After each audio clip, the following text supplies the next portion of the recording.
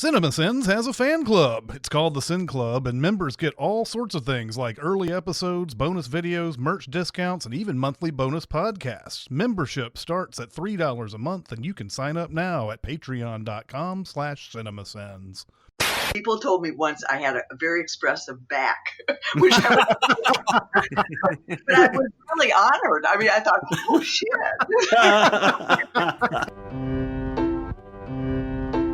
Welcome to SinCast, presented by Cinemasins.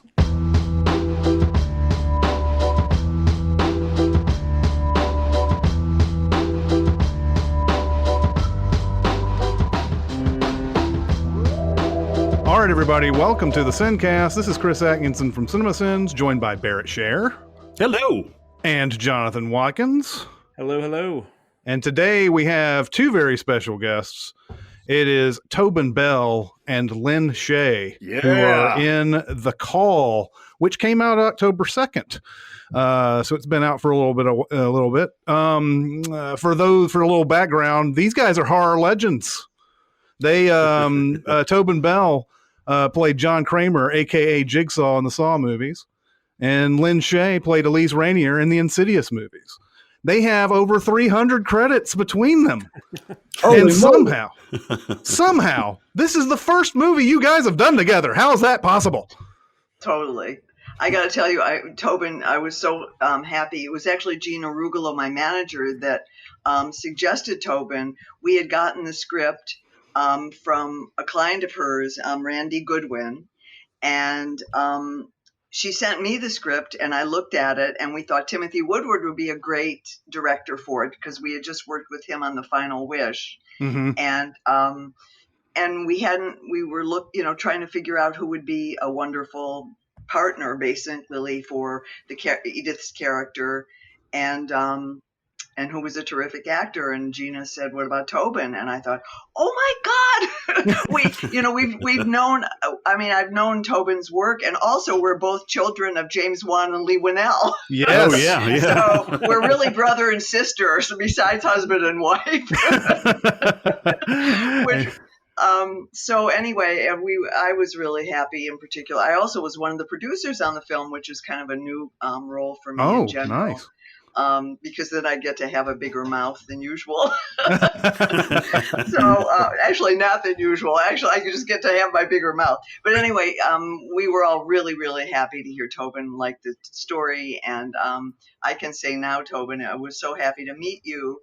And, I mean, we didn't chit-chat very much at all when we met. We pretty much did the scenes and stayed together as characters, which I thought was also very touching and served the film well. So I was thrilled that you said yes, and that it was like getting married when you said yes. Yeah, I what drew me to The Call was without giving too much away there, you do films for different reasons. And in the case of The Call, there was obviously LIN was in it, and I had never met her. And I remember when I did the first Saw, Danny Glover was in it. And I was like, I've never worked with Danny, and I really want to work with him. So there are compelling reasons to work on different projects. And in this case, LIN was in it, but there was this incredibly challenging scene in the middle of it that is very tension-filled and dramatic. But the challenge was to keep that tension and drama when the scene was as long. It was like this long monologue that Edward has with these young people who have come. He's hosting in his house, we'll put it that way. So for me, that was a marvelous, attractive nature, something to overcome because I like to do lines the way they're written. And to find a way to do that is not always easy and to make them real. So yeah, I was on board right away. When I saw that scene, I thought, I have enough time to learn this. I think I had maybe a week before I had to start, and I have enough time to learn it. And if we can get the physical logic of the scene down, which Timothy Woodward was very good at, and the DP was great at it too. Yeah.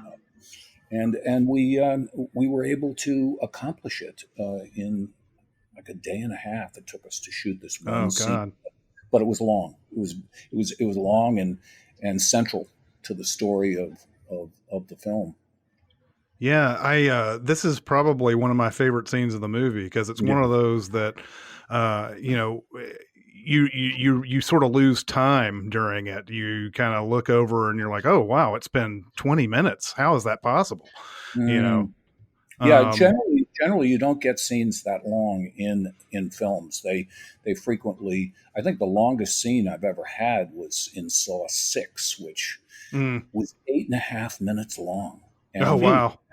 Well, it's the core of the story also. And I mean, and for an actor, I think that's always very appealing to feel you're centralized, you're delivering the central core of the film basically.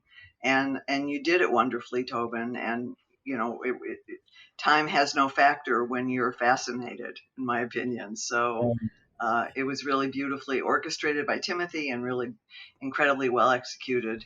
And it really sets up the whole movie. I mean, the climax of the film, etc. So, no, it's perfect because you have to, with your character, hold them there for a certain amount of time.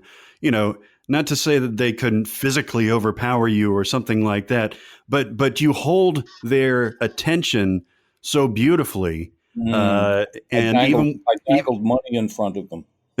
Well, exactly. And even when you go over to have a beverage, and I love that shot there where it's just on you, but we hear the dialogue. It really is a highlight of the movie for sure. It was fun to do.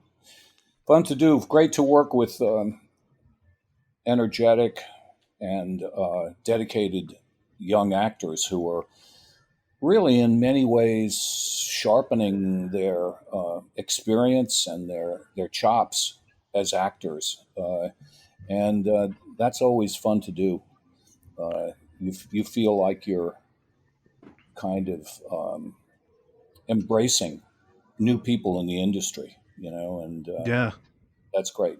It was kind of hard not to think of your two popular horror movie franchises when watching this movie, because you, Tobin, do the whole let's play a game, and you know, I'm gonna put you through some challenges, and Lynn, you seem to be kind of in the further a bit in this movie.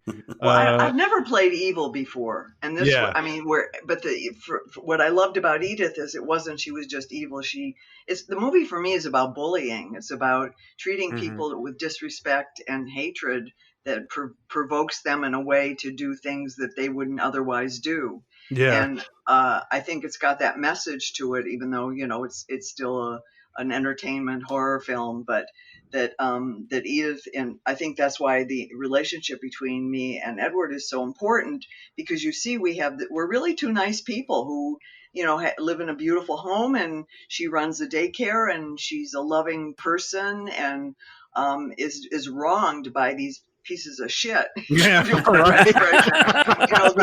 who are really bad. They're bad kids. I mean, whatever resonates about how they were brought up, it doesn't matter. I mean, they're harassing this woman to a point of her killing herself. Yeah. And I think that happens in our world today.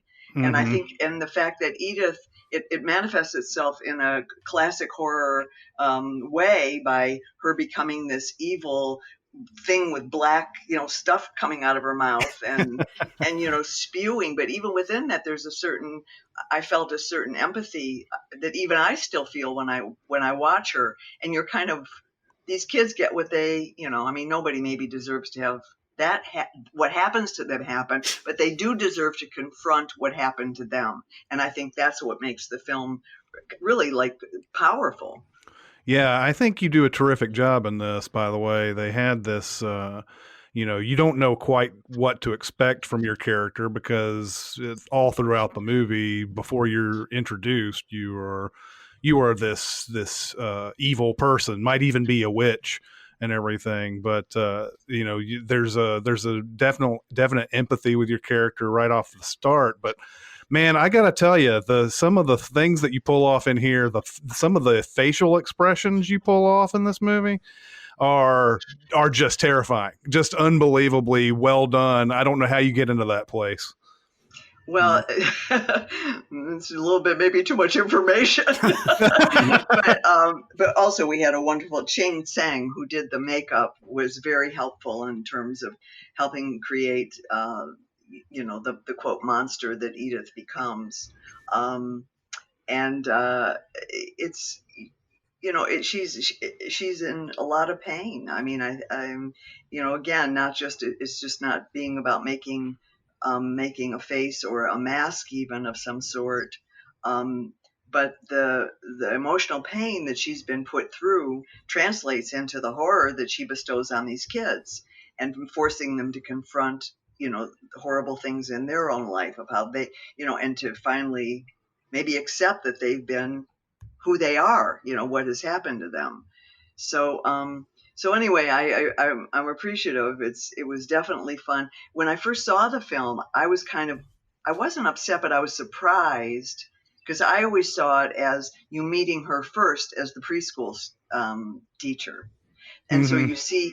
But I thought ultimately what Timothy chose to do was more powerful, because you hear the kids talking about how horrible she is, and you meet her, and that first monologue that I have is also somewhat sympathetic. It's you do. It almost felt like there's a children's book called it's the one about the bunny where the mother says, if you get into a sailboat, I'll get into a sailboat and find you. If you do something this and this, I'm going to come and find you anyway. There's a certain love that she has that no matter what her child does, she follows the child. And in a weird way, that monologue resonated with that to me. You throw a dead animal through my window and I will take it and I will bury it. That there's that whatever evil they bestow on her, she finds a way to comfort it or comfort herself. We're the industry that we're in. This is fascinating because I maybe met Lynn 10 or 15 minutes before we actually were working together. Oh, wow. And there are some actors who you can, who are accessible and you can connect with and are there and want to make a connection. And the camera sees everything. Mm-hmm. So even the smallest connection rings true.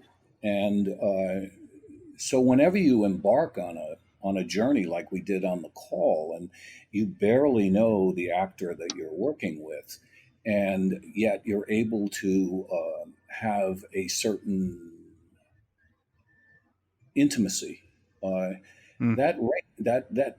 registers. And one of the things that I always like is when the actor that I'm working with is hungry for that and realizes the value of that. And I felt it right away. I remember we talked for a while, Lynn, with Timothy about the kinds of furniture in the room. And we wanted a couch. You were talking about a couch, and he was talking about a chair, an individual chair. And because in the script they were sitting together on a couch, and the scene was somewhat intimate in a way, and so here you have this wonderful. We have to create magic that seems real, and you've just met somebody 10 minutes before, and you have this intimate scene.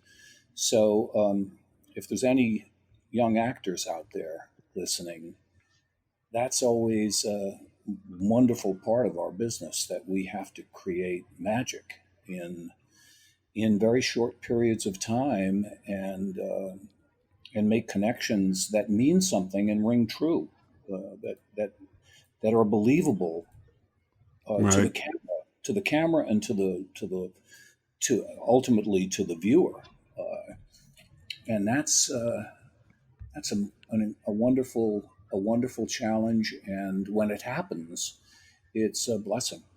Well, obviously, also, I'm sorry. No, you go ahead. Well, I was just going to say, I didn't really want to be on a couch, because I feel Edith is already separating from Edward, and she's already separating from the comfort in her own life. I didn't feel she. So I really wanted, and the fact that you come over to me at the end of it, I thought was also said a lot about the relationship, and about the need, even after you've separated yourself from comfort, the need for it, and how, and the comfort you still can receive even when you're in the place that Edith was in, which was getting ready to kill herself.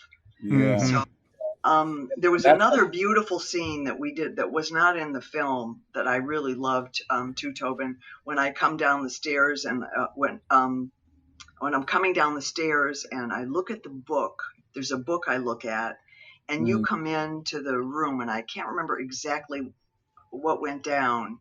Where I say I don't want the pills. That was the scene where I say you're my fresh air. Remember, you said you need to get some fresh air. There was one scene that was not in there that I actually really loved and missed. And then he says he goes to give me my medication, and I say I don't need it tonight. I don't want it. And so, personally, for the development of the character, that's always hard for an actor too. I'm sure, Tobin, you would agree, when there's something cut out that was what fed you through, to the next portion of your story. Yes. And it was the one scene of us talking at the chair, which Did you ever see that scene cut? Did you ever see that scene in any pre-cut of the film as a producer? I think I did, actually. Did you like it? Yes. I liked it. But again, there's a whole thing about editing, which, I mean, you got this many minutes to tell your story. I mean, bottom line, that's the truth. And if something is expressed in a similar way, what was in this scene that is in there definitely capsulizes our relationship and what's happening. But this other was more the journey toward it. The bottom line for me, the movie's about Edith. Yeah. So Edith and Tobin and our relationship. Forget that it's not really, and it's about the kids and their journey as well. So and anything that sets that up is is enough, I guess, is the way you really have to accept it. What I've found with horror films and producers and studios that produce them is that, and what I find most fascinating is that you can layer a horror film. You can accomplish as much with a horror film as you can with any other genre. It has to be in the writing, and obviously in the performances and the way it's shot.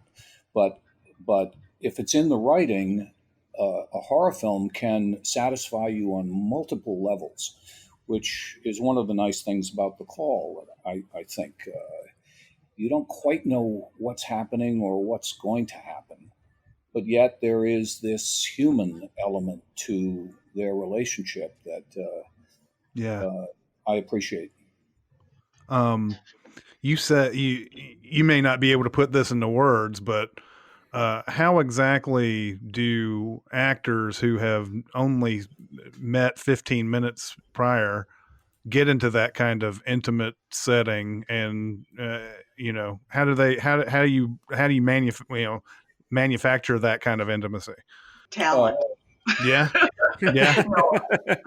No, I mean that's assumed. I mean, especially considering you guys have so many credits. But I was being snotty. That wasn't what I meant. No, you did. You're fine. You're totally good. But for me, I mean, I think you pretend. I mean, you find that place in yourself. You're a storyteller. There's all these elements that begin to fit together, and I mean that's really sort of the actor's magic. I without saying the word talent necessarily, but it's building your tower. Where you have to be able to invest emotionally in the story you're telling, and you literally you pretend. You pretend you're in love with this person, and you find that place in yourself. I mean, it's very cathartic, I think, both as an actor and as a human being, to be able to source those places in yourself where you tell the truth. So it's finding a way to tell the truth in public, and pretend you are that person. I mean, that's part of the skill, is what I think, more than talent. It's a skill. It depends on what you hunger for personally, too. I mean, I've worked with actors that they're kind of sometimes unreachable. I'm like, where are you? Are you in there? Because they're so busy with a mental concept of what of the character and acting. They're and I'm making little quote marks with my fingers. They're acting, but they don't, because they don't hunger to connect as people necessarily. Obviously, in some part of them that they do. There's a certain amount of relaxation involved. There's a certain amount of training involved. I mean, I can recall, you could work with an actor's. Here's an actor's job in my mind. You could be working with a 300-pound gorilla, and have to love that gorilla. Have to create this adoration for this. Well, you can always find something about somebody or something that you love, whether it's the way the hair grows on their arm, or you have to find what it is you admire, love, honor, respect, anything that can make me feel comfortably adoring of whomever it is that I need, that my job tells me this is what you need to accomplish. So it depends on what your training is, depends on what your technique is, it depends on what you hunger for, and very much who you're working with. You have to be able to connect with that person, and a lot of it happens through the eyes. Sometimes it happens in a touch, sometimes in a smell, in a little moment, in the absence of touch. A lot can be conveyed that's not necessarily obvious. It's subtle, but it's huge. It jumps out in the camera, and you see it. Yeah, God, that's sure. beautiful. The camera knows when you're lying. It's amazing. That's like one of the most beautiful ways to describe this that I've heard.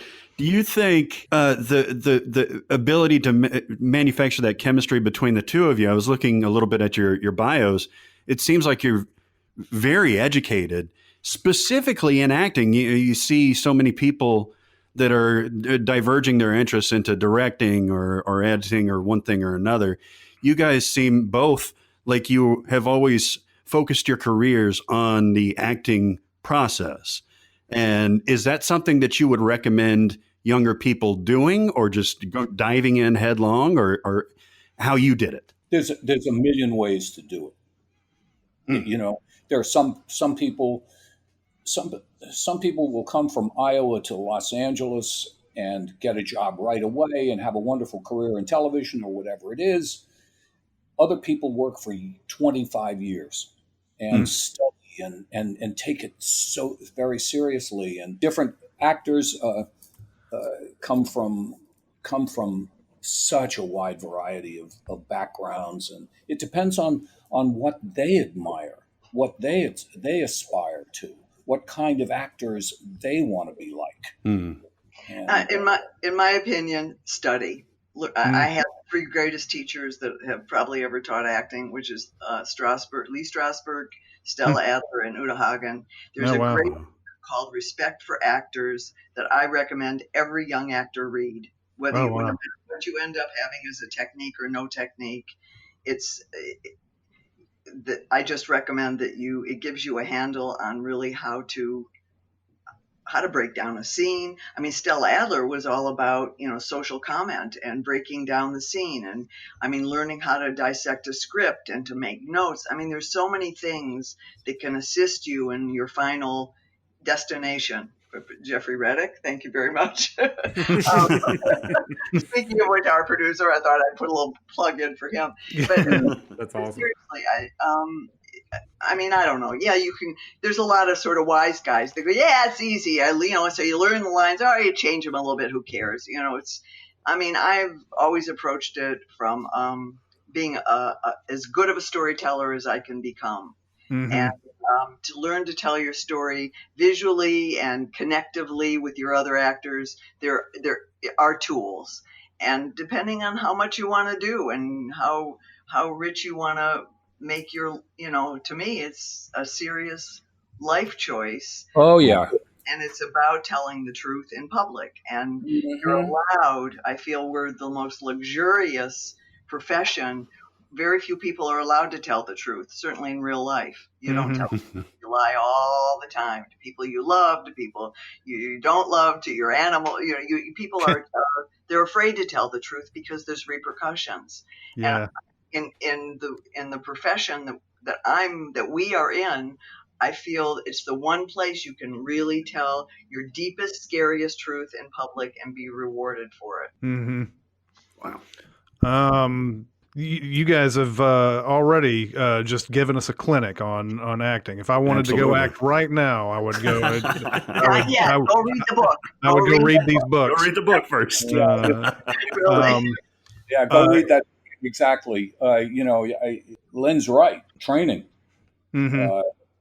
Just because it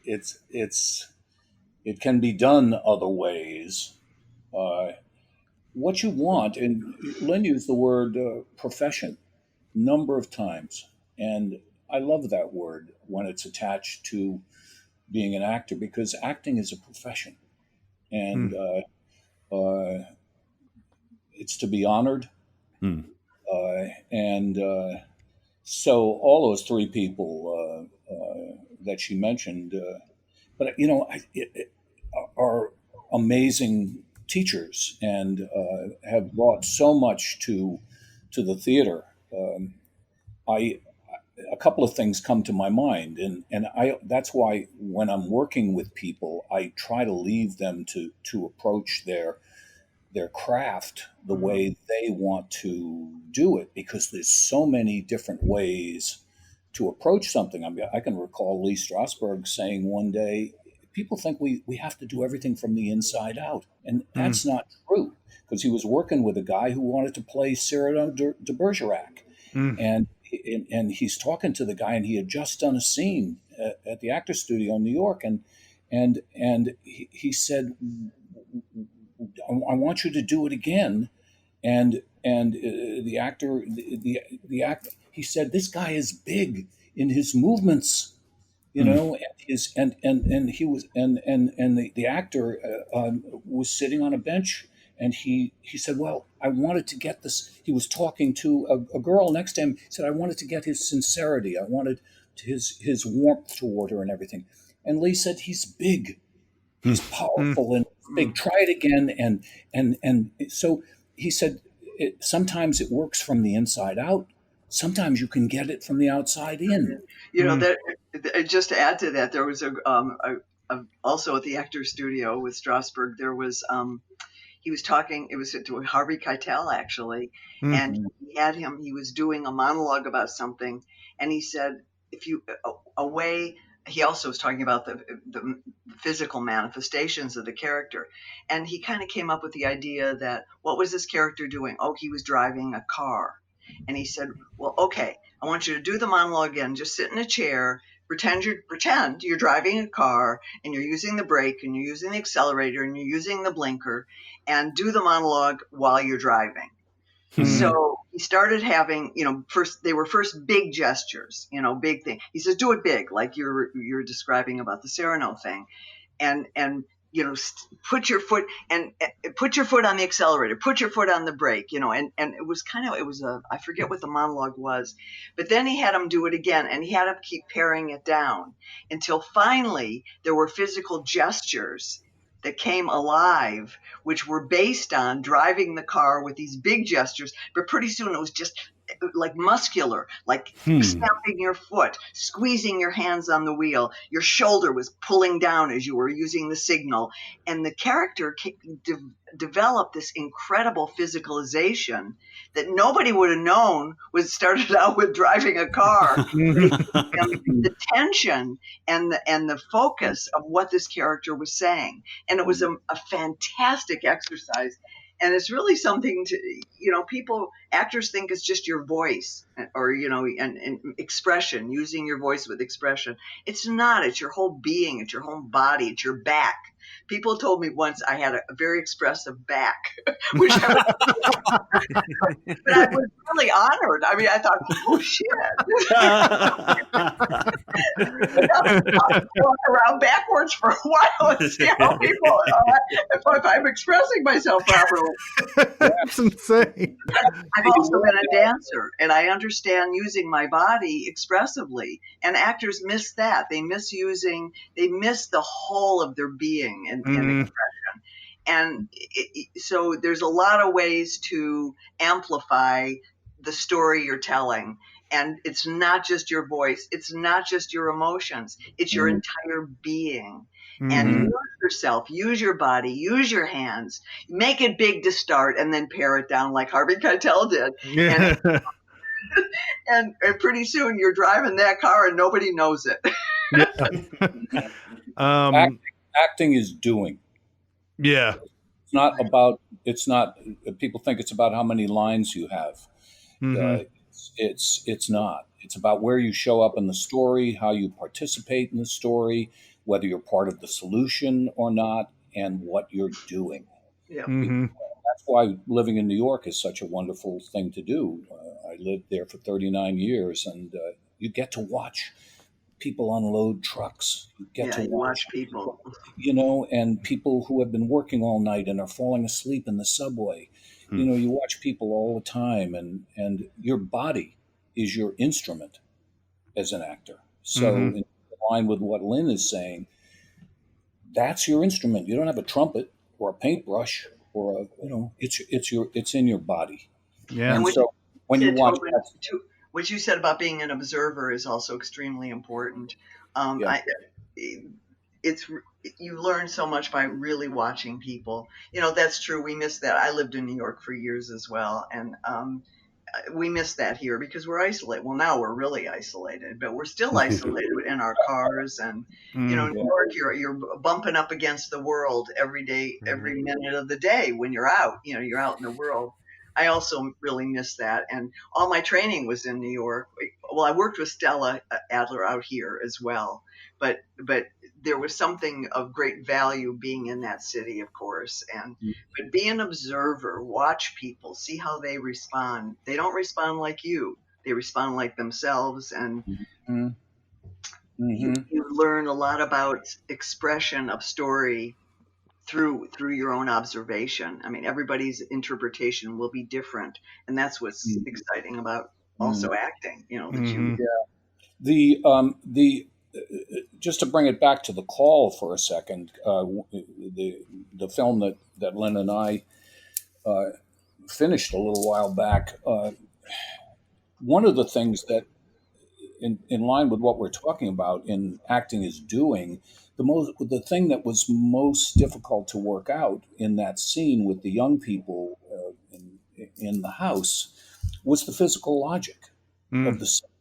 And in terms of acting being doing, using your body, making something seem natural, like it's happening for the first time, like in fact it was really happening for the 17th time. Right. It's got to feel like it's happening for the first time. Is, for example, in that scene when he goes over to the piano and picks up some envelopes. I won't say what they are. And and distributes them to the kids, and how they open the envelopes. It's not just what you do; it's how you do it, and that's what Tim Woodward was helpful with. That he helped me work out the physical logic, making this seem like this is his house. He knows how to move around his house, and when he's going to move, and where the things are, and where's the drink that you mentioned earlier, Chris. So, it's a fascinating process, and very, very rewarding and interesting. Being an actor is a very interesting thing.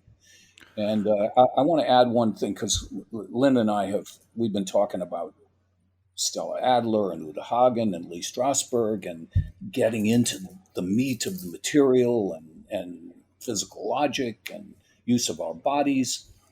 Spencer Tracy said, when he was asked about what he would counsel actors to do, he said, show up on time, know your lines, and don't bump into the furniture. Right. That's still that's the best advice ever. and Spencer Tracy was a fine actor. So that was his approach. I don't believe it for a minute, though. Yeah. No. All right. Okay. But, I greatly admired Robert Mitchum. As Night of the Hunter. And Robert Mitchum, I'm lying on my back in New York doing an episode of something, and Mitchum had jumped in. I forget what it was called. Had jumped in and done a few episodes because the lead in the thing got sick, and Mitchum was there. And I'm lying on a table, having just been shot and trying not to move. And he walked past me, and he's talking to somebody, and he goes, "Oh, Jesus, Lee Strasberg, what a fucking charlatan." And he walked out of the room. And here's this guy that I admired my whole life, and he didn't want any part of getting inside himself or talking about acting or how to do it. And so that's when I say there's lots of ways to do it. For me, I say do what Lynn said. Train, and train some more. And get some experience and realize that actually acting on a set is going to be different than in a class, because in a class you're usually taught to follow your impulses. Be willing to follow your impulses and tell the truth, as Lynn says. Whereas on a set, you have to do that, but you have all these other masters. You're doing what the director wants you to do. The sound guy has asked you not to tap on the table while you talk. The lighting guy has come over and said, please don't stand in Lynn's light. When you cross over there, you're blocking her. So you're thinking about all of, and then you're trying to remember your lines. Then you're trying to make them remember all the preparation you did on the character. And so there's so many different things to be thinking about, so many different approaches. And, very often, I don't think that a lot of acting teachers teach you about the technical aspects of working on a set. No, they don't. You're correct. I agree with you 100%. It's even when I'm working on I wonder if you feel this way as well, but when you're working on something at home and you have it just the way you think it should go, and then you get to set, and suddenly you didn't know there was a bed in the room. You didn't know there were going to be pictures on the wall of your parents. You didn't know that you were going to be wearing this kind of wardrobe or those kind of shoes. And suddenly you have to totally be malleable and use the things that are in your present state. It's not just, you're not sitting on your couch anymore. If I could, we could go do a little rapid fire through some of your career here real quick. Lynn, I'll start with you. one of your early movies, and a lot of people may not know that your brother founded New Line Cinema. Correct. The movie that is considered the movie that built New Line Cinema is A Nightmare on Elm Street. You were in that movie. Did you know that was going to be a phenomenon when you were making it? No. Mm-hmm. and Wes, who we all miss, I still miss this guy. What an amazing person. But long story short, my brother, Bob Shaye, who, yes, he started the original New Line Cinema, which has never been the same since he hasn't been there, but yeah. Another story altogether. But he said to Wes, put my sister in your movie. And Bob was a very typical big brother. He would always make fun of me. And introduced me to people and say, this is my sister Linda. She wants to be an actress. And I was sort of fade into the background. And then behind my back, he said to Wes, put my sister in your movie. And he said also to Jack Shoulder in The Hidden, put my sister in your movie. They actually fired another actress, which Jack had fired. Oh, wow. They get rid of her. My sister's played that part. I just rewatched The Hidden the other day. I had completely forgotten you were in that. It's such a great movie. Yeah. But long story short, that no one really knew that Nightmare on Elm Street was going to be what it was, and it was exciting. It was, and I still think it's the best of all of them. The first one is still the best. Absolutely. Yeah. And we were delighted. Wes had shopped the movie around for a long time in LA and nobody wanted it. And he brought it to Bob, and it was really they'd had one other feature they had done called Stunts, I think, with Fiona Lewis and Robert Forster, actually. Yeah. Wow. And they'd only produced, I think it was just that movie, and maybe there was one other after, but I think it was just that one. But Nightmare on Elm Street put everybody on the map. Yeah. I worked as a movie theater projectionist in the 90s and throughout the next decade after that and everything. And the first time I remember seeing you was Kingpin. And steal the show. You steal the show, Lynn. You steal all of those Farrelly movies. It is so awesome that you have a scene that is so memorable over, people like Woody Harrelson and Bill Murray and all these people that are in this movie. But how was that experience, Kingpin, and just the Farrelly brothers in general? That has such a long story. I'll try and make it really brief. I tried to get an audition for it. I saw they were doing this other movie. I had already done that one scene in Dumb and Dumber, which my brother said, put my sister in your movie. So I had that scene. I met Pete. I could not get a bite. They kept saying, no, we love your work, but you're not right for this. She was described as the angriest, ugliest woman God ever let loose on the planet. They said, we love you. We can't, you're not right for this.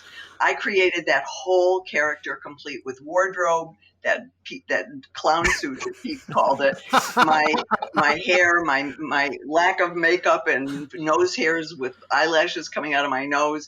I did that whole thing sitting on my bedroom floor and could not get an audition. And literally, there was 5 days to starting shooting. I knew the date they were starting. I called Steve Stabler, who was one of the producers. He said, we love you, but, and I said, I put together this whole thing. And he said, oh, okay. So literally I walked into the room dressed as Mrs. Dumars in that outfit with the hair and the thing and with the voice and the cigarette. and I didn't even know I had read those lines so many times to myself. I don't know. Anyway, I read, and Pete said, thank you. You're so scary. I'm afraid to talk to you. The next day, I got the job. Oh my God! And he said, wear everything you brought to. He says, don't change a thing. So that was, it changed my life. Wow! You really jarred something loose, Tiger. Good God! And Pete wanted me to cut that line. I said, I swear to God, I can make it work. Tobin, similarly, first time I saw you was in The Firm and in the Line of Fire. But one of my favorite movies of yours is The Quick and the Dead. What is it like working with Sam Raimi? Sam's as you know what he comes at things from his own unique point of view, and he's he was so busy working out the special effects, how things were going to work, that the Quick and the Dead is not. Russell Crowe is in it. There's so many big name. Gene Hackman, and he spent so much time on special effects. I didn't really get to know whether he was an actor's director, whether he's an effects director. I just didn't. And he liked what I was doing, and actors. One thing actors like is when they don't say anything to you, which that just means they like what you're doing. So I got to have a gunfight in it with Sharon Stone, and to deal with those old Colt 45s and wonderful guns from back in that era, and to be around Leonardo DiCaprio. Leo was like 19. He was a kid, and so it was wonderful. We shot it in Arizona, and I grew up on Westerns, so I have a huge respect, and I think I've done 4 in my career, and every time I get a chance to do a Western, that's when I get back on a horse. Nice. Yeah, you managed to make a ton of movies with Gene Hackman, even if you maybe not had a scene with him, but it's amazing. I did 4 movies with Gene. Yeah. Wow. Yeah. Tobin, I'm really curious. Malice is a movie that I seem to be like one of the biggest fans of. Do you remember anything about? I was just curious if there's anything working on that movie, working with Bill Pullman or Bill Aaron Sorkin. Aaron Sorkin. I did Malice in the middle on a break from The Firm, and we were shooting. Oh wow. Down in Memphis, and I had already started shooting that, but I had a break before we had to go to the Cayman Islands, and I came back here and I worked on Malice on a set at the Sony Studios, I think it was, and what I remember distinctly was how carefully the director wanted Bill and I to do the fight. There's a knockdown, drag out fight in the basement of the school, and the director wanted Bill and I to do the fight. He didn't want stunt doubles. He wanted us to do it. So we practiced and we rehearsed, and we practiced and rehearsed, and we had fighting on camera is a numbers game. You go 1, 2, 3, and it's all about the camera angle. But Bill, being a fabulous guy and a wonderful actor, but he hasn't played a lot of action films, so he hadn't done a lot of fighting on camera. And he, as soon as we began to shoot the scene, he hit me right in the face. And oh wow! Almost broke. What happened? He hit me in the face. Oh, he hit you in the face. Oh, I could tell. When the camera rolled, I could tell he really hit you. When you rehearse something, it's choreography. It's 1, 2. Here's number 3, 4. But when there's timing, and when the camera rolled, in this case, I could see that because he had never done any on-screen fighting before, his energy just went shot through the roof, and he forgot to count, and he hit me in the face, almost broke my nose. And oh my gosh. I had to go back to Memphis, and my nose was all swollen. And I had to go back to Memphis to do The Firm, and I was already established without a broken nose. Right. And so I was concerned about it, but the swelling went down. But I went to Bill, and I said, right after the take, I said, Bill, that can't happen. If you hit me again, you hit me again, I'm going to hit. Did the director didn't intervene? No, he knew what happened. He saw it happen. But I said, if you hit, we're going to get somebody to double me. And he said, okay, I got it, and he did. That was a testament to what a pro he is. Just on, I'm sorry. I was just going to interject. There's in the first Insidious, where Patrick Wilson chokes me. Oh. We did rehearse that, and Patrick is a consummate professional. I mean, 100% in every way. But something also happens with adrenaline. and you really, really, really have to find a way to take real control of yourself, because your heart starts pounding and all that stuff starts coursing through your body. And I remember, as professional as it all was, when he was choking me, I had like thumbprints of bruise all around my throat. Oh, wow. Good God. Several days after. And I mean, he didn't strangle me because he had his hands below my, they do it sort of below your jugular, basically. Mm-hmm. But the pressure and the energy was so intense that, you still get hurt a little bit. I also almost got my jaw broken by an actor who didn't understand timing, where it's 1, 2, 3, slap, 1, 2, 3, hit, one, and he went 1, 2, crack me. Oh God! Oh no! Because I was supposed to move, on 3, it's up to the person getting hit. Usually sells the gag, that they call it. You throw your head back. The other person really doesn't do anything. They don't even touch you. And from camera angle, it looks like you're getting hit. And so. Anyway, so Tobin, my hat's off to you. I'm glad your nose is okay. But you have a great story. I got hit by Bill Pullman. I mean, that seems like a fun story. I adore Bill, and he was so marvelous from that point on. He completely he got it from there on, And that scene, by the way, is obviously it's still in Malice, and it looks great. Yeah, if you've got a realistic take, you got to use it. No kidding. That's the other thing. It's like, oh my God, I had that happen too in that little movie Room for Rent, where the other actor was supposed to slap me, and again he socked me not on purpose, but he hit me in the face. Oh, and geez. the reaction was like, oh. It wasn't a big like, which is an actress you think it's going to be. And of course, that's the take we use. Oh, wow. Oh, guys, I could talk to you guys for at least another 5 hours today. I feel like you have like tons more stories to tell, and we unfortunately don't have any more time. But next movie. Yeah. I just want to plug, I want to say October 30th, The Call is on all VOD and all digital formats. It's totally there for everybody to see. It's been in theaters up to this point, but it's going to be everywhere starting October 30th. So watch it. Awesome. Don't miss Tobin Bell, who is spectacular in it and carries a scene that nobody else could have carried. And I'm proud to be in it. And I'm proud to be in it with you, Tobin. And me too, Lynn, and making your acquaintance, as they used to say in the old days, has been great. So big hugs to you. I hope we do more together too. At some point. Absolutely. Anytime you guys want to both come on, you're more than welcome. Absolutely. Oh my God. We'd like to thank Tobin Bell and LIN SHAYE for giving their time. That's awesome, guys. Talking to you. That's going to do it for this interview. It's Chris Atkins and Barrett Shear and Jonathan Watkins. We'll see you next time. Thanks for listening. Comment on our episodes on our SoundCloud page.